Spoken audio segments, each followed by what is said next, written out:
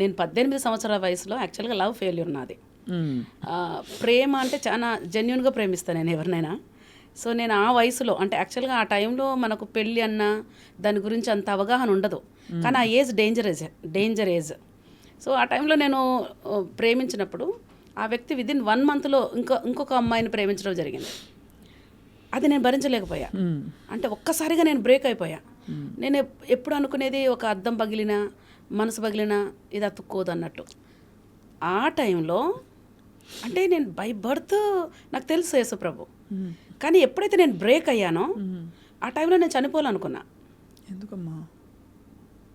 Love failure అన్నాక మీరు చూసారు కదా ఎంత ఫెయిల్యూర్ అంటే ఏమిటి? మీ వైపు నుంచి అటువైపు నుంచి ఆ పరిస్థితిని ఎలా అర్థం చేసుకోవాలి? యాక్చువల్గా అటువైపు నుండి ప్రపోజల్ నేను యాక్సెప్ట్ చేశా, కానీ నా విదిన్ 1 మంత్లో ఇంకొక అమ్మాయిని ప్రేమించేసి నన్ను వదిలేస్తే అంటే ఆ ఏజే అట్లాంటిది.